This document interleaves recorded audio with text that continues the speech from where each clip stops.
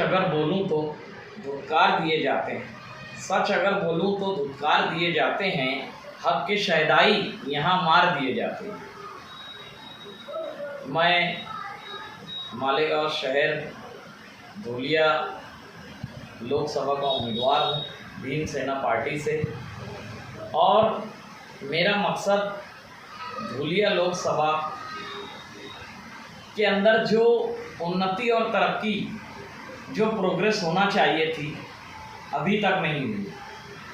और यहाँ से जितने भी मेंबर ऑफ पार्लियामेंट चुन कर गए, हमारे शहर की लाखों तादाद में उन्होंने वोट ली, लेकिन दोबारा इस शहर की तरफ देखा तक नहीं।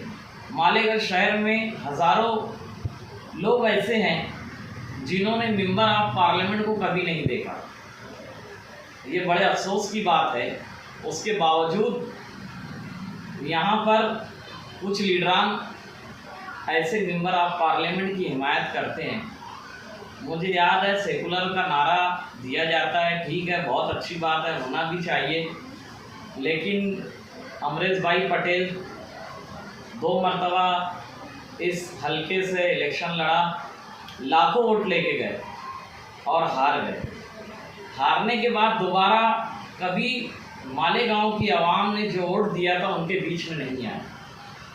उनके दुख दर्द को उन्होंने कभी देखा नहीं, समझा नहीं। उसके बाद कुणाल पाटिल साहब आए, उनको भी एक मालेगांव की आवाम ने, धूलिया लोकसभा के तमाम लोगों ने लाखों की तादाद में वोट दी।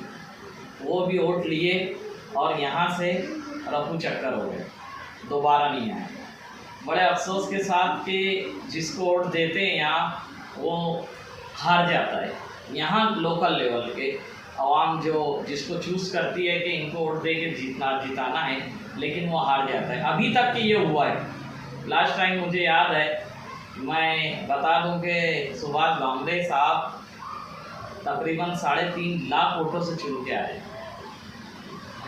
ये सब देखते हुए मुझे लगता कि मालेगांव की वोट जो है ज़ाया हो गई। क्यों कि हमने जिनको वोट दिया वो मेंबर ऑफ पार्लियामेंट नहीं बन पाए, वो हार गए।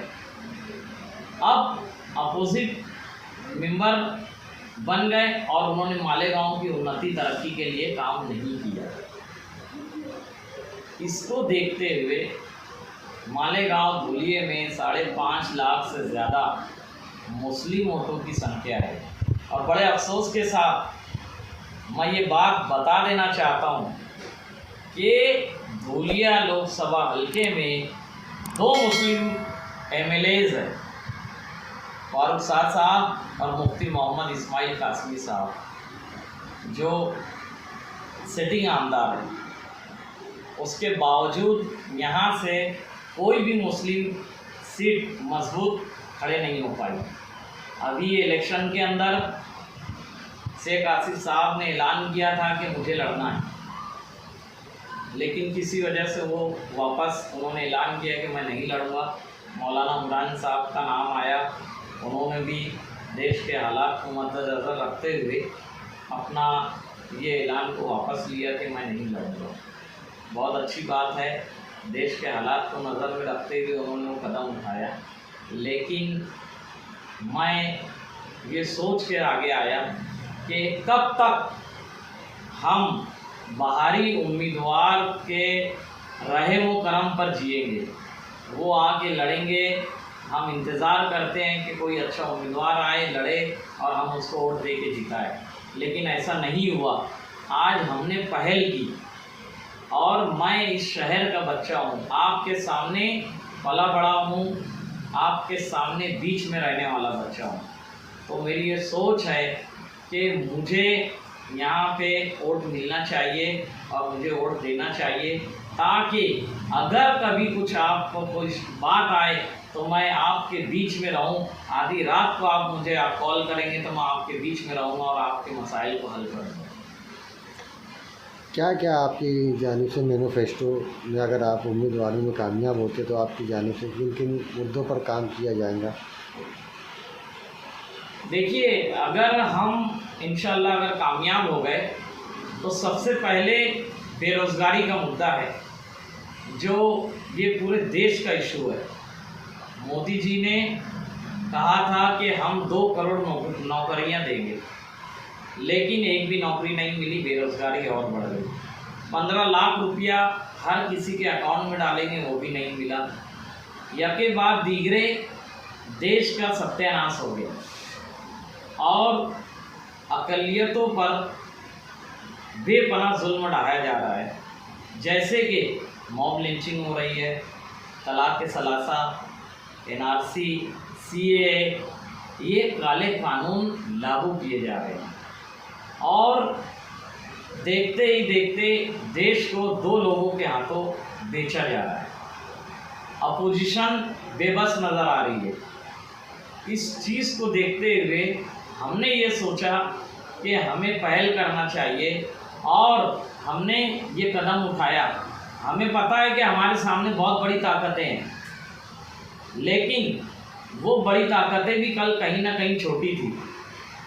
यही सोच के हमने ये कदम उठाया कि मालेगांव शहर से हमें उम्मीदवारी करना चाहिए। आज नहीं तो कल इसका परिणाम बहुत अच्छा मिलेगा और मेरा मकसद है कि शहर में एक बेहतरीन ऑडिटोरियम कायम हो जाए, जहाँ पे सकाफती प्रोग्राम हो, जैसा कि ड्रामे हो, बॉलीवुड के लिए एक स्टूडियो हो। बॉलीवुड माशाल्लाह यहाँ पे एक बड़ा एक यूनिट बन चुका है, एक इंडस्ट्री बन चुकी है।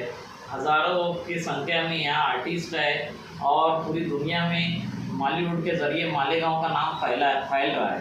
तो हम चाहते हैं कि एक स्टूडियो मिले और उसके अलावा मेडिकल कॉलेज यहाँ पे आए। यहाँ पे गार्डन नहीं है, तफरीह के मकामात नहीं हैं, बच्चियों को जो सहूलत मिलना चाहिए नहीं है। मैं ये चाहता हूँ कि दिल्ली में जिस तर्ज पे तालीम का निज़ाम है, वो तालीम के निज़ाम को यहाँ पे राइज किया जाए और हिंदुस्तान की गवर्नमेंट से स्कीमें ला के महिलाओं के लिए, ख़वातीन के लिए घर बैठे रोज़गार दिया जाए, जो कि आसानी से वो स्कीमों के द्वारा यहाँ पे घर बैठे रोज़गार मिलेगा।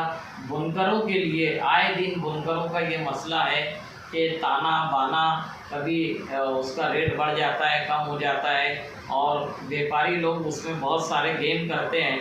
तो उनके लिए एक मुख्तस बड़ा फंड लाकर व्यापारियों को, बुनकरों को, खुसूसन बुनकर हजरात को सब्सिडी दी जाए, बिजली बिल में सब्सिडी दी जाए, उनको कुछ ऐसी रकम मिल जाए कि वो अपने कारोबार में मंदे के वक्त तो इस्टेब्लिश रहे। दूसरी सबसे अहम बात कि यहाँ पे जो एजुकेशन का मामला है, गरीब बड़े एजुकेशन से महरूम हैं, तो हम चाहते कि उनका एजुकेशन गवर्नमेंट की ओर से पूरी तरीके से फ्री हो। महिलाओं का जो किराया है बस का, वो टोटल फ्री किया जाए और सबसे अहम चीज़ ये है कि इस शहर में आलूगी सफाई का निज़ाम वो ऊंचे लेवल पे और बहुत साफ़ सुथरा हो, क्योंकि इससे पहले पता है ग्रीन ट्रिब्यूनल की जो रिपोर्ट है वो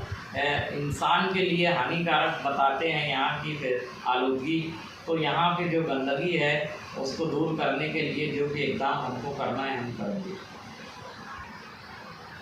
और मालेगांव शहर में क्रिकेट के दीवाने हैं, तो एक ऐसा स्टेडियम जिसके अंदर क्रिकेट का प्लेग्राउंड भी हो, हॉकी का स्टेडियम भी हो, टेबल टेनिस भी हो, कबड्डी का स्टेडियम भी हो और जितने बच्चियों के लिए रेसलिंग हो, कराटा क्लास हो, खुसूसन लड़कियों को सेल्फ डिफेंस के लिए जो वो कर सकते वो ट्रेनिंग यहाँ दी जाए। ऐसा ऑल इन वन स्टेडियम हम वो तामीर करेंगे और उसका मुतालबा करके वो फंड ला के मालेगांव शहर के अंदर वो स्टेडियम को बहुत जल्द बनाएंगे। उम्मीदवारी को लेके देखिए, मैं 2013 से भारी बहुजन और वंचित बहुजन आघाड़ी का अध्यक्ष रहा, तो ऑब्वियसली मैं तमाम समाज से जुड़ा हुआ हूँ और खुसूसन वंचित से मेरे गहरे मरासिम हैं। उसको मद्देनज़र रखते हुए धुलिया लोकसभा का जो समीकरण है वोटों का, 5.5 लाख मुस्लिम वोट है, 4.5 लाख वंचित वोट है और बाकी मराठा वोट है। तो ऑब्वियसली मराठा में कुछ उम्मीदवार खड़े हो जाते हैं, मुस्लिम और दलित वोट अगर वन साइड गिरती है तो यकीनन धुलिया लोकसभा से एक मुस्लिम उम्मीदवार चुनकर आएगा। लेकिन ये कब होगा? शहर के धुलिया और मालेगांव शहर के तमाम लीडरान एक प्लेटफॉर्म पर आ गए और उन्होंने एक मुस्लिम उम्मीदवार को अपनी वोट देने के लिए आवाम से अपील की और वंचित वालों ने उसको अगर वोट दी तो 101% मैं कहता हूँ धुलिया लोकसभा की सीट हमेशा के लिए मुस्लिम उम्मीदवार विनिंग करेगा। इसी को मद्देनज़र रखते हुए मेरी ये कोशिश है कि जैसे कि वंचित लोगों में मेरा काम है और 20 साल से मैं सोशल एक्टिविटीज़ किया हूँ। लास्ट टाइम कोरोना काल के अंदर हमने जो काम किया, अल्हम्दुलिल्लाह हम बहुत मुतमईन हैं वो काम से कि 4 महीने तक तो हमने खाना लोगों के घरों तक पहुँचाया।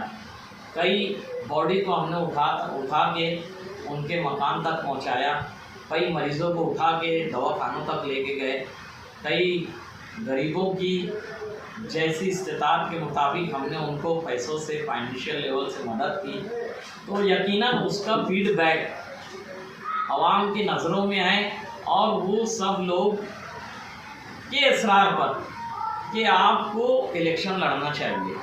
देखिए, हार और जीत वो 2 विषय है, लेकिन मुझे लगता है कि मैं इस हलके से बड़ी तादाद में वोट लूँगा और अगर मेरी ख्वाहिश है और रिक्वेस्ट है कि मालेगांव और धुलिया के तमाम ज़िम्मेदारान, सियासी ज़िम्मेदारान अगर मुझे वोट देने के लिए सपोर्ट करते हैं तो यकीनन मैं चुन कर आऊँगा और मालेगांव के जो हालात हैं उसको अनबिलीवेबल चेंजेस लाऊंगा तरक्की की ओर।